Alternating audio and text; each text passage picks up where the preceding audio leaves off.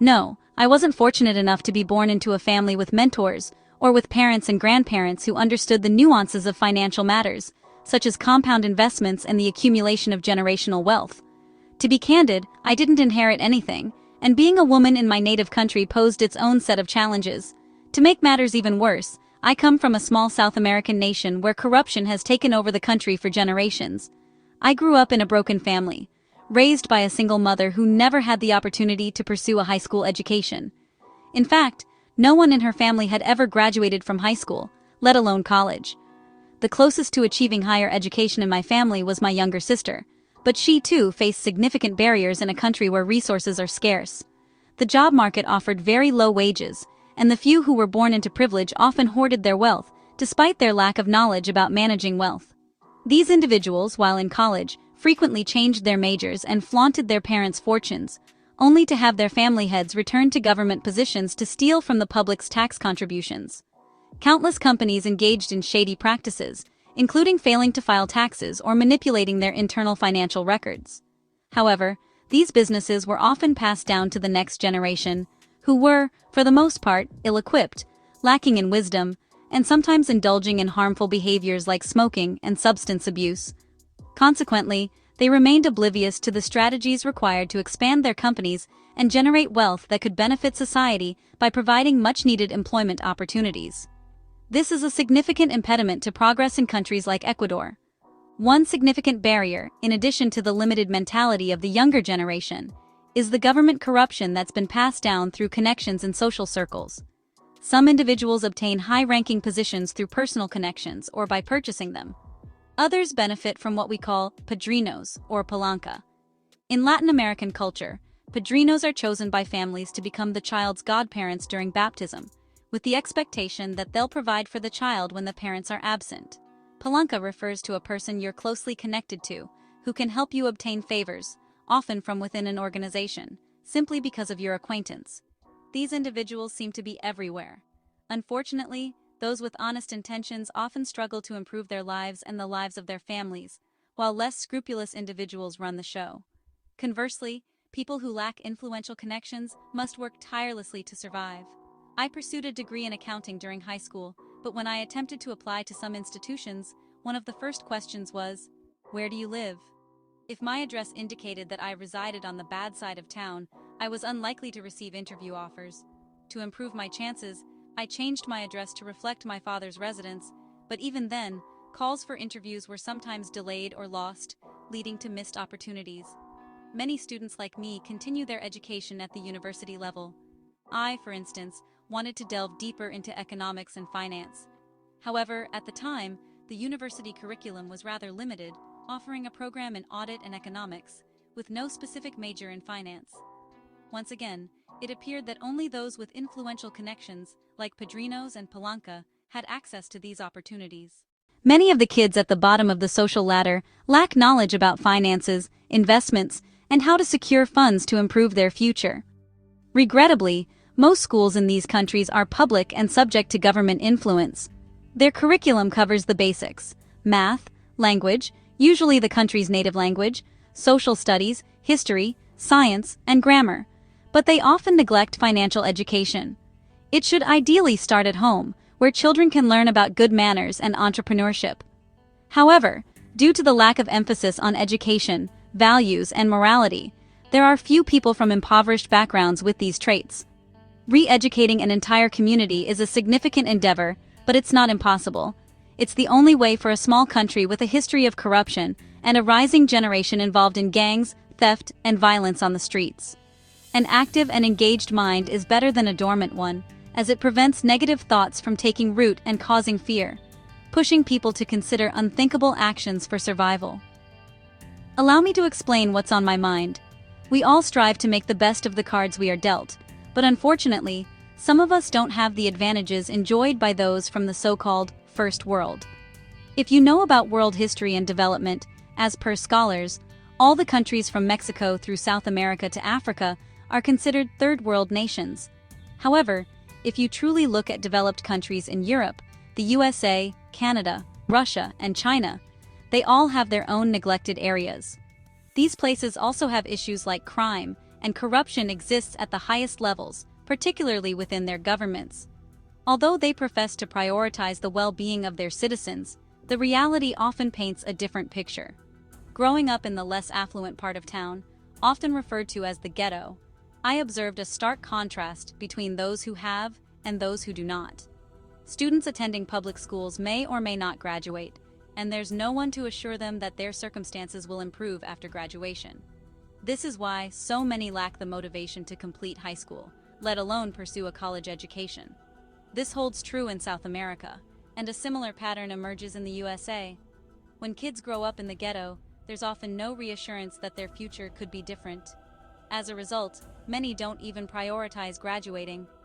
Furthermore, the curriculum in these underprivileged areas often differs significantly from that in more prosperous regions. Students attending public schools in wealthier areas generally receive a somewhat better education than those in disadvantaged neighborhoods. Regrettably, students in the latter group may even miss out on subjects like geography. It's surprising to note that many kids in the USA lack geographical knowledge. They may not know where Ecuador is, and some even confuse Mexico with Central America. However, beyond geography, the most crucial lesson all students should learn, regardless of their school's location, pertains to personal finance. They should understand how banks operate, grasp the intricacies of the global financial system, and comprehend how it interacts with businesses and governments. So yeah, I don't give a f- and I am willing to tell you how you are all being screwed.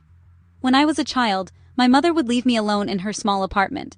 I was probably around 5 or 7 years old, but luckily her grandmother lived next door, so I was kind of being looked after. Every morning, my mom would leave 5 sucres on the table so I could buy myself an egg. As time passed and inflation worsened, it became 10 sucres, but I could still afford my morning egg, ensuring I had breakfast every day. Some days my mother would send me a bit further to buy bread. I noticed that the price of a single piece of bread kept increasing. One day it would be 10 sucres, and the next day it would be 20 sucres. I could count my change, and each time I had less money. I often wondered how this could happen and why we never seemed to improve our situation. My mother worked tirelessly to provide for me, and I couldn't understand why we couldn't escape our financial struggles. During the first years of my elementary school, I attended a Catholic school. It was a highly disciplined institution, but all I seemed to learn was how to recite the rosary and say the same prayer every day. It felt very repetitive, and I often wondered if God truly heard my prayers because it was the same thing day in and day out. I didn't enjoy it. I felt like I was being made to do repetitive tasks that numbed my mind. My mother did her best to enroll me in a school further away in a better neighborhood. These schools were good because I learned about countries and their capitals around the world, history, math, and the Spanish language. The location was crucial because, just like in the USA, the quality of middle schools is often linked to the district within the high school. Good schools are usually found in good taxable areas. Although the school was farther from where we lived, the benefit was that the elementary school I attended was in a good neighborhood. This meant that when I finished elementary school, I could transfer to any of the good high schools in town. However, I ended up in a high school that wasn't exceptional, but wasn't terrible either. The unique aspect of this high school was that it was an all-girls school specialized in computer science, accounting, and administration. This choice wasn't mine, it was my mother's decision. I know she was looking out for my future, but it wasn't what I would have chosen. In comparison to the USA, schools do offer elective classes, but they aren't as specialized to deeply engage you in one field. I now understand they aim to teach Spanish, but neither in South America nor in the USA do schools typically teach about finances. I attended accounting classes, but honestly, it was frustrating because back in the day, we had to record transactions in these books that aren't used anymore. Today we have ERP systems that handle transactions from inventory to sales. Yet, they still didn't teach me anything about the economy and why prices were increasing. Do they teach kids here in the USA that loans can be tax-free and you can borrow money for investments without paying taxes on it? Do they educate them about paying a percentage of their income in taxes when they have a summer job? When they make purchases, do they learn about sales taxes, paid from money that was already taxed? If you're a homeowner, you're also faced with property taxes, and some states even have additional state and county taxes. Lately, California has gone overboard by imposing taxes on those leaving the state, and I can't blame them because California sucks, just like New York, Chicago, and other blue states that think socialism is the way to go.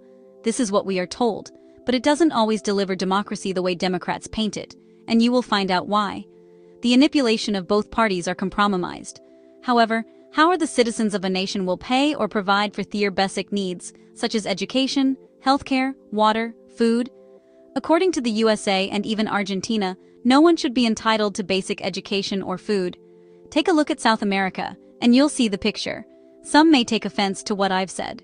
Some countries in South America are undoubtedly beautiful, but they aren't necessarily livable. It's often dangerous to be on the streets alone without risking robbery or harm. Under socialism, everything revolves around taxing citizens to support public institutions and distribute equity among those without. However, if you think logically, institutions managed by the government aren't typically efficient. They don't know how to handle money, and they tend to overspend at the expense of taxpayers. So when those who work hard and contribute their earnings to the government in taxes realize the truth, they might say, "Fuck it. I work over 40 hours a week to give away my money, and I can't even save due to high inflation." These people stop caring about growth or choice because the government dictates their fate, effectively erasing free will. But under capitalism, when managed by the few at the top who don't care about the country's growth or their own citizens, this can become even worse, because they stripped away the very few benefits a citizen can have while still paying taxes for something they will not receive.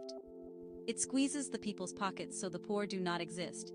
The middle class becomes poor and slaves, while the rich become richer and the gap between societies increases.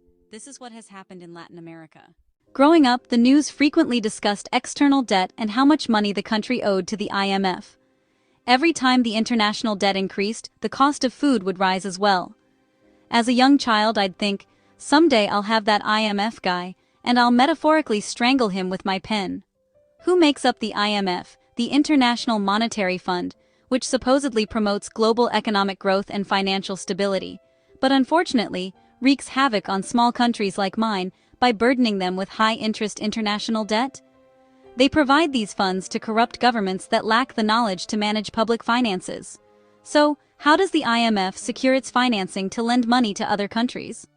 There are 190 member countries in the IMF, and each member is allocated a quota based on its position in the global economy.